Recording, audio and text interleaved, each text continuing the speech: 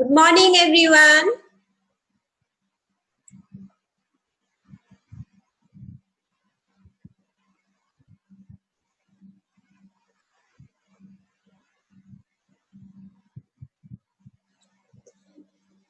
Good morning, students.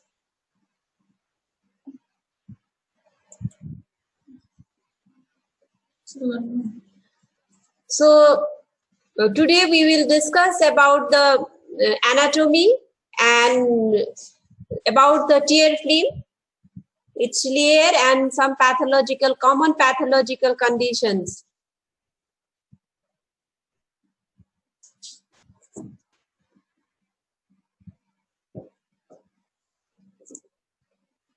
So, tear film, the presence of precorneal tear film was first demonstrated by Fischer in 1928. So, we remember the scientists who have done great work in ophthalmology. So, precorneal tear film means before the cornea there is the layer. So, that is precorneal tear film, which was first demonstrated by Fischer. And Roulet described it as the most superficial and sixth layer of cornea. So lacrimal system has main role to establish and maintain a continuous tear film over the ocular surface.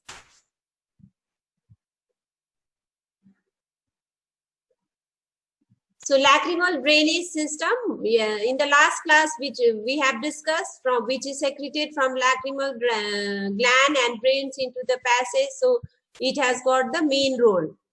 The spread of the tear film is by many required. Three factors are mostly required for the effective resurfacing of the tear film. So what is a normal blink mechanism?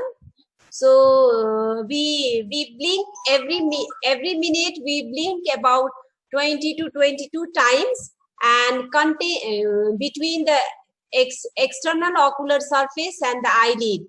So when we blink, there is a contact between the external ocular surface and the eyelid and the normal corneal epithelium, which is transparent and smooth.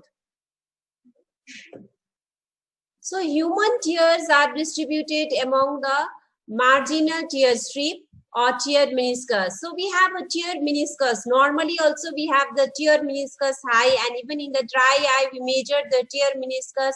So which is normally it is a convex and it's about 1 millimeter.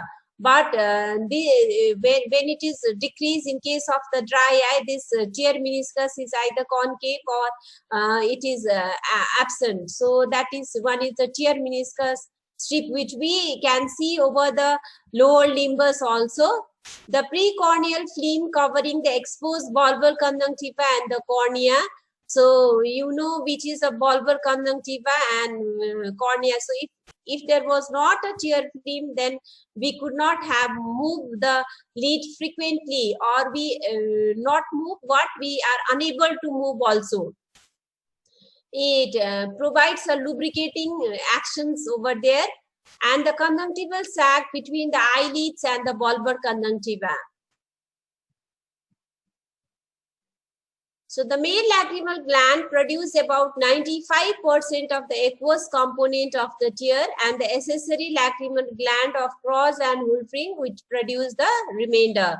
So lacrimal gland, which is a main lacrimal gland, which is a major portion, that is in the tear film also. The aqueous is a major portions of the tear film, so which is secreted by the main lacrimal gland, and the accessory lacrimal gland, which are the Krause and Wülfring. Secretions of the tear has the basic restings and most greater reflex component, and reflex secretions occurs in response to cornea and conjunctival sensory stimulations, and it is reduced by the topical anesthesia. So average tear flow is 1.2 microliter per minute. Blinking serves to periodically distribute tears evenly from the ocular surface over the ocular surface and encourage both the secretions and mechanical drainage of the tear through the lacrimal drainage system. So In the last class, we have discussed about how the tear is drained. After each blink, what happens to the sac, what happens to the punctum orbicularis where it is attached, and again, what happens to the nasolacrimal duct and it drains, and again, when it relaxes, what happens. So this is a mechanism. Regulation likely is involved by both the neuronal and hormonal pathway, and direct innervations of the lacrimal gland, meibomian gland, and goblet cells with the M3 cells class cholinergic receptors, which are predominantly in the lacrimal gland. So, which helps in the stimulations of this, helps in the secretions of the different layers of the tear film. So the hormonal like estrogens has a little effect on the tear secretions. It may have the supportive role on the ocular surface. Androgen appears to have a positive effect on the secretions of both the aqueous and lipid tears. So we have three layers in the precorneal tear film. So lipid layer, aqueous layer, and mucin layer. This is very important. Lipid is a superficial layer, aqueous is a medial layer, which is a thickened layer, and mucin is the innermost layer, which is at the endothelium of the cornea. So and which is very important layer. So in the figure you can see it lipid layer, intermediate layers, and the mucin layer. So the lipid layer is the outer non-polar and intermediate is the aqueous layer, and glycocalyx layer, which is the mucin layer, and below that is the corneal surface. So lipid layer is secreted mainly by the meibomian glands. So meibomian glands, these are functions as its main functions is to retard the evaporations of the aqueous layer of the tear film. So there is an aqueous layer beyond the lipid layer. So if there is no lipid layer, all the aqueous water would have been evaporated. So its main function is it retard the evaporations of the aqueous layer of tear film to lower the surface tensions of the tear film. This is in turn draws the water into the tear film and thicken the aqueous layer. So it lowers the surface tensions and to lubricate the eyelid as they pass over the surface of the globe. So these are the main functions of the lipid layer. In the exam, you can have a questions about write the functions of the tear films or the functions of the lipid layer also. So its dysfunctions of this layer may result in an evaporative dry eye. So the tear films are not susceptible to the lipid peroxidations because they contain extremely low level of the polyunsaturated fatty acid. So lead movement during blinking is important in releasing the lipids from the gland, and the thickness of the layer can be increased by forced blinking and conversely reduced by infrequent blinking, and deficiency result in the evaporative dry eye. So these are the applied aspects of the lipid layer. So if there is any dysfunctions in the lipid layer also, we can have a evaporative type of dry eye. Middle layer, it is secreted by the lacrimal glands and it consists of protein, electrolytes, and water. So the main function is to supply the atmospheric oxygen to the avascular corneal epithelium.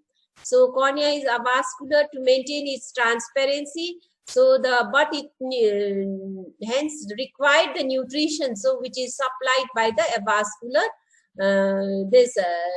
tear film. So antibacterial functions due to the presence of the tear proteins such as immunoglobulin A, lysozymes, and lactoferrin. So these component plays a hemostatic role for the ocular surface. So it also acts as a defense mechanism for the different anything which insert into the eye, any chemicals or like that which are washed away or which are destroyed by the presence of these different antibacterial properties and proteins and lysozymes and lactoferrin. So it helps acts as a defense mechanism. to abolish any minute irregularities of the anterior corneal surface. So the chicken layer, so if any irregularities in this, which will be soon abolished by this layer, to wash away the debris and noxious stimuli and allow the passage of the leukocytes after the injury, and its deficiencies of this layer result in a hyposecretive type of dry eye. So it is reduced by the topical anesthesia and falls during the sleep. The secretions can be increased in response to injury, and film covering the cornea is thinner than over the conjunctiva, and buffering capacity of the tear film is due to the presence of bicarbonate ion in this layer. So it has got a very important properties that in the cornea, it does not have a thick covering, whereas in the conjunctiva, it has a thick covering so that it can maintain a transparency or can have a clear view. And the inner is a mucin layer. It is secreted by the conjunctiva goblet cells, which the crest of Henle and the gland of Mans. So these are the mucin secreting glands. So which are, what are its function? Wetting of the cornea by converting the corneal epithelium from the hydrophobic to the hydrophilic surface. So any type of medicines which we put in the eye, with the help of this layer, it is easily penetrate. It has got the penetrations. Otherwise, these properties, hydrophobic properties, will not be able to heal anything in the cornea, and it maintains a lubricating action. So deficiencies of this can lead to both type of hyposecretive and evaporative state of dry eye. The tear film is mechanically spread over the ocular surface through the neuronally controlled blinking mechanism, and after the period of the time, it is cleared through the nasolacrimal drainage system. So deficiencies of the mucous layer may be features of both the aqueous deficiency and evaporative state. So goblet cells loss occurs during, there are different stages where there is a, like in case of chronic conjunctivitis, vitamin A deficiency, or during any injury or chemical bond or toxicity from the medication. So this goblet cells can be destroyed. So as they are present in the conjunctiva, so any conjunctival diseases, the goblet cells can be destroyed. So it can lead to the both type of the dry eye, aqueous deficiency and evaporative state of dry eye. The physical properties of the tear films. So its rate of secretion is 1.2 microliter per minute. Rate of turnover is 18% per minute, and its pH is 7 to 7.3.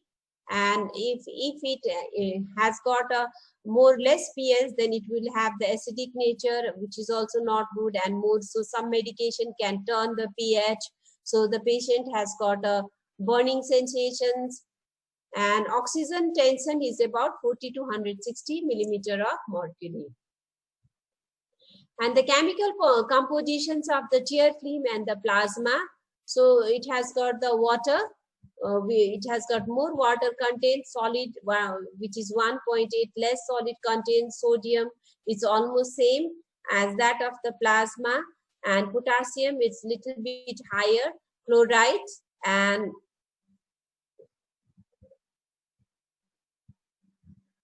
so factors required for the effective resurfacing of the tear film, so which we have discussed. It is a normal blink reflex, congruity between the external ocular surface and eyelid, and normal corneal epithelium.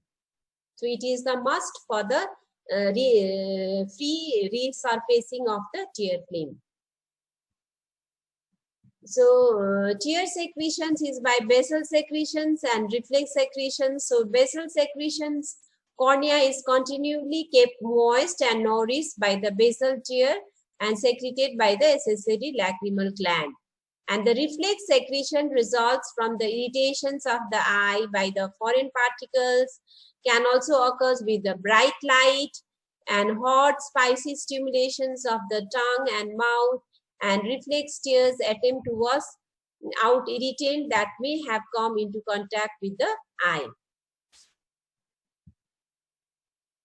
So what is a dry eye syndrome?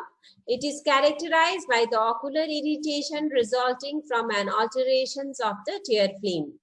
So the effect of the dry eye syndrome can vary from minor inconvenience for the major surface to the rear sight threatening complications in severe cases. So mild to moderate, it can be mild dry eye, and sometimes it can be the very severe, because dry eye can lead to keratopathy. So what are the presenting features of these types of patient of dry eye? Some come with irritation. Some come with, most of the patient come with foreign body sensations and burning sensation. This is the common presenting features of the patient. Mucus discharge can be there in some patient. Transient blurring of the vision can be there. And itching due to the dry eye after the age of 40, usually patient comes to you with a itching and diminution of the near vision. So that itching can also be due to the dry eye, because after this age, there will be the meibomian glands, they do not functions properly, or there is, so that the itching will be there. Photophobia and tired or heavy feeling in case of severe dry eye. Severe pain during the blinking due to the filamentary keratitis. So some patients have complaint of pain. These are the rare complaint. So there is, if this type of pain is there, then there may be some changes in the cornea. So it can be the filamentary keratitis.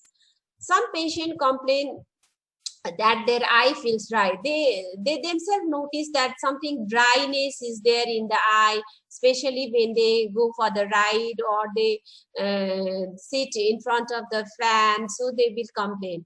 Some lack their emotional tears. Some says that tear will not come during the laughing or crying period.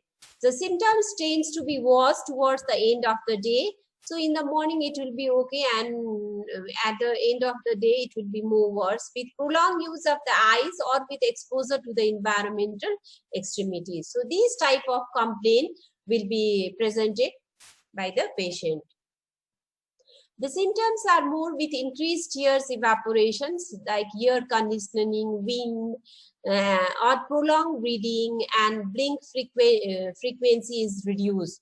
So what are the signs of these type of patient? So usually if it is a milder case of the dry eye, we will not see anything. There will be the normal, simply the dryness will be there. But in case of the some little bit of severe type of the dry eye or moderate type of the dry eye, then you will see the mucus strands and debris is the early sign. So you will see the conjunctivitis like features, that slight small mucus discharge will be there. So mucus strands and debris. And the marginal tear meniscus, which I have said is a normally 0.5 to 1 millimeter. So it is convex band with a regular upper edge will be there normally. But if this is altered, if we will not see the tear meniscus about less than 0.5, or if it is concave, then the patient is having the dry eye. And fourth, lot of forty discharge. Lot of forty discharge you will see mostly at the corner of the eyes. So it's one of the sign of the dysfunctions of the meibomian gland. Other signs are corneal signs like punctate epithelial erosion, which involves mainly in the inferior part of the cornea. Filaments, that is a small coma-shaped line with the epithelium. One end is attached to the cornea and other end is free. So with each movement of the eye, with each blink, this causes a pain. So this filamentary keratitis is a painful conditions. So you can see over here in this figure like this, one end is attached to the cornea and one end is free. This is attached, and with each blink this will be it will cause a pain. Filament mucus plaque consists of the semi-transparent white to gray slightly elevated lesions of the various size and shape. So which you will see this in the slit lamp, in the surface of the cornea, you will see the mucus plate. So these are the corneal sign, punctate epithelial erosion, filaments, and mucus plate. Beside this, you can have you can see the mucus strains or debris in the corneal or conjunctival sac also, marginal tear meniscus height, and Forti discharge. Dry eye affects for about 10 to 15% of the adults, and this very common disorder of the tear film results from either the decreased tear productions or excessive tear evaporation. So anything can leads to the dry eye, either due to the decreased productions or excessive tear evaporation. So what are the special investigations regarding this? Tear film break-off time, Summers test, Rose Bengal test, and Lissamin test. So in our OPD day-to-day practice, we usually see the tear film break-off time and Summers test. Whereas Rose Bengal and Lissamin, the special stain is required, Rose Bengal stain, and these are quite burning type of test. So there will be much irritations and burning sensations in the eye. So in case of special conditions, we do these tests. Otherwise, we do not do. But we have to know the name. So the tear film break-off time, it is a very easy test which you will perform in the OPD by using just the fluorescent strip.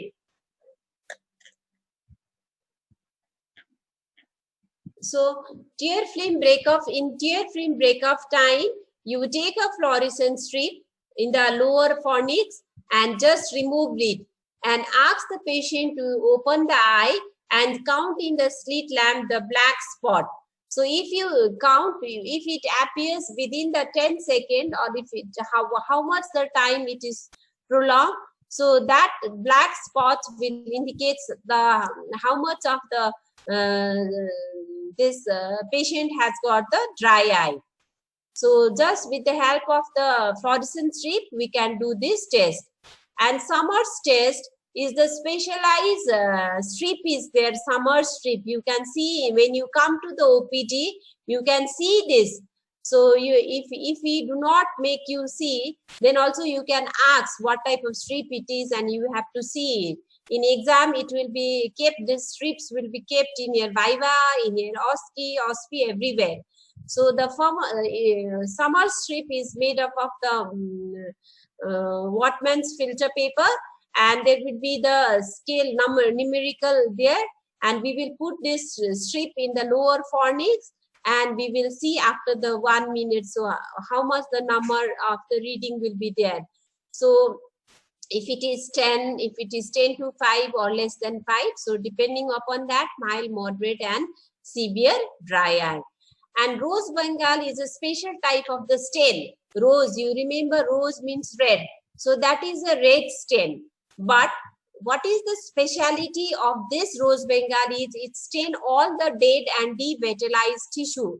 So, and it does not stain the normal. Whereas in the fluorescent stain, you will see the defect, epithelial defect, where it is a defect. In case of the Rose Bengal, it does not stain the normal, and it only the dead and devitalized tissue. And Lissamin green is also a similar type of test where a special dye is required. Classifications of the dry eye, tear deficiency dry eye, that is the non-Sjogren's syndrome and Sjogren's syndrome. So non-Sjogren's syndrome can occur from the impaired glandular production, impaired afferent or efferent stimulations, or local ocular surface disease. So it can be the lacrimal diseases, primary or secondary. It can be the lacrimal obstructive diseases. It can be the decreased corneal sensations. It can be the others like multiple neuromatosis. So, and a Sjogren's syndrome. Sjogren's syndrome is a clinical conditions of the acute tear deficiency combined with the dry mouth. So the syndrome is classified as primary patients without a defined connective tissue disease and secondary patients who have the confirmed connective tissue disease. So Sjogren's syndrome can be a primary and secondary. So secondary, which we have other connective tissue diseases.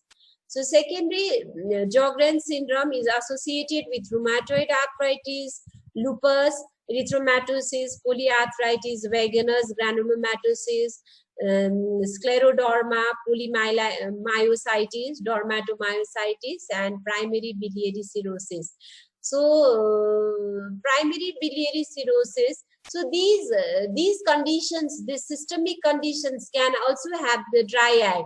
So we have to think in mind, if the patient complain of itching, watering for a long period of the time, and patient has got some systemic disease, then what is the status of the dry eye or the cornea? So we have to go and check for it. Evaporative dry eye is a blepharitis associated with obstructive meibomian gland disease, which is a very common condition. And exposure is the excessive exposure of the ocular surface lead to the increased evaporative loss of the tear. Thus, any disorder that result in increased ocular surface can cause evaporative dry eye. So evaporative dry eye is blepharitis, and due to any exposure with for a long period of the time which we are exposed, and there is a loss of the tear that can result in evaporative type of dry eye. So increase ocular exposure. So what are the classification? It can be the tear deficiency dry eye, or it can be the evaporative dry eye. So in this, you have the non-Sjogren syndrome and Sjogren syndrome. In Sjogren syndrome can be the primary, can be the secondary. So in your college also, you can see, if you see, go to the ward, you can just remember this term only, you can see it.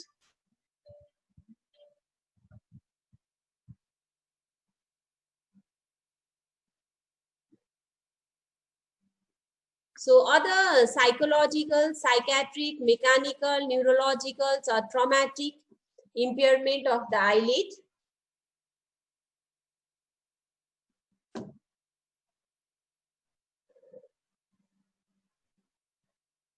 Function may result in impaired or reduced blinking, lag of thalamus, or any increased palpable fissure width resulting in an evaporative type of dry eye.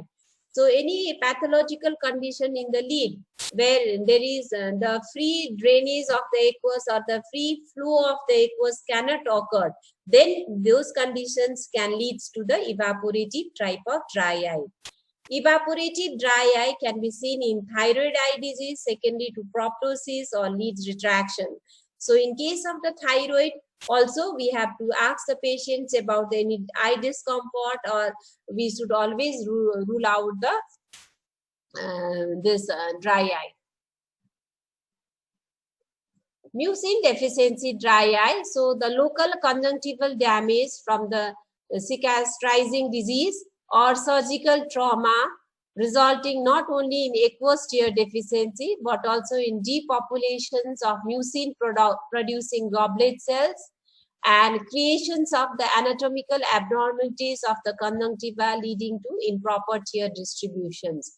So this can lead to the mucin deficiency type of dry eye. So again, if you go back, there are a number of the causes for the evaporative type of the dry eye.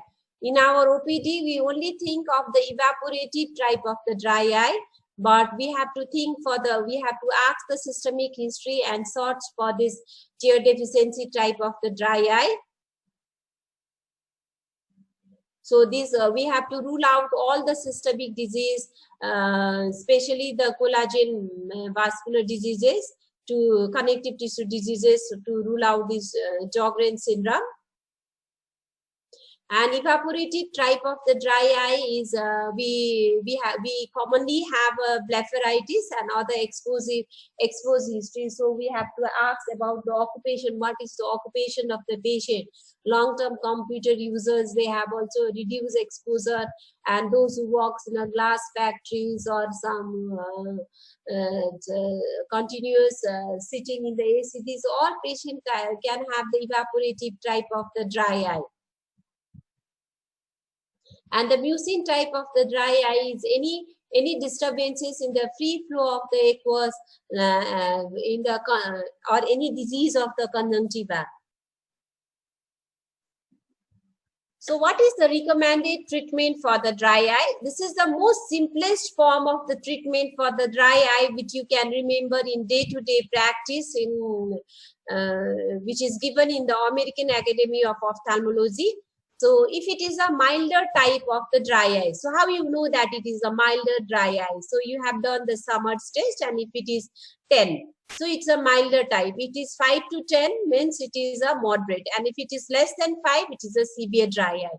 So if it is a milder dry eye, then you give the different therapeutic options, drugs like artificial tear with the preservatives 4 times daily, or lubricating ointment at bedtime, or hot compressions and eyelid massage.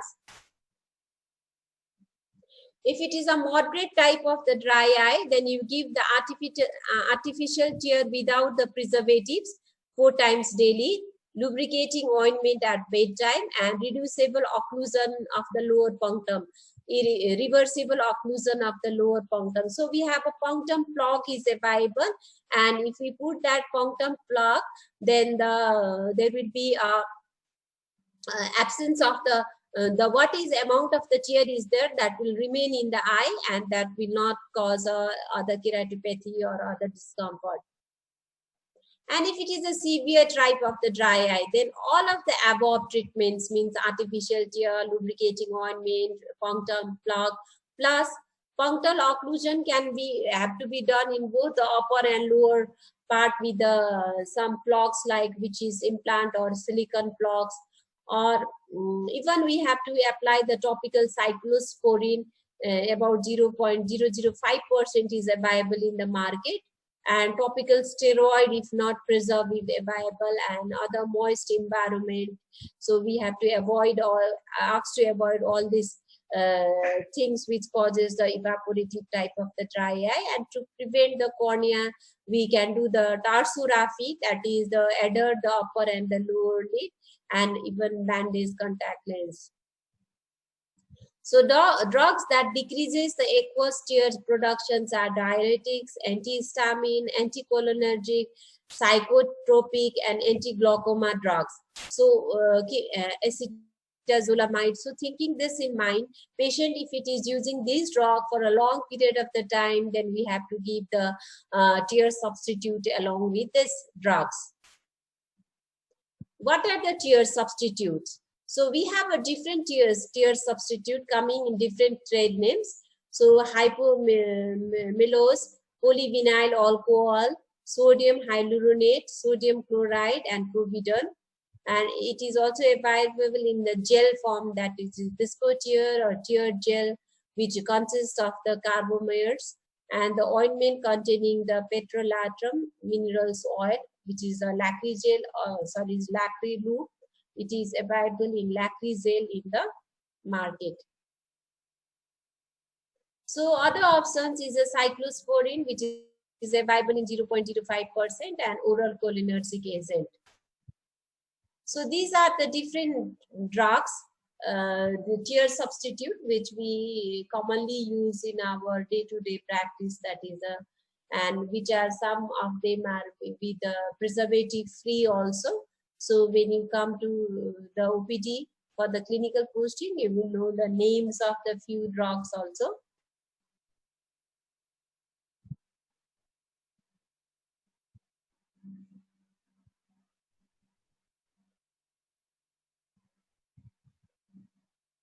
So the tear film layer, the diagram of the tear film layer is also important for an exam. In the last class, I told you the diagram of the nasolacrimal passage is important, and this diagram of any type you can draw. It's not necessary, but only thing is that you have to make a thicker aqueous portion and a thinner lipid and mucin portion, and that you have to practice this drawing also for an exam.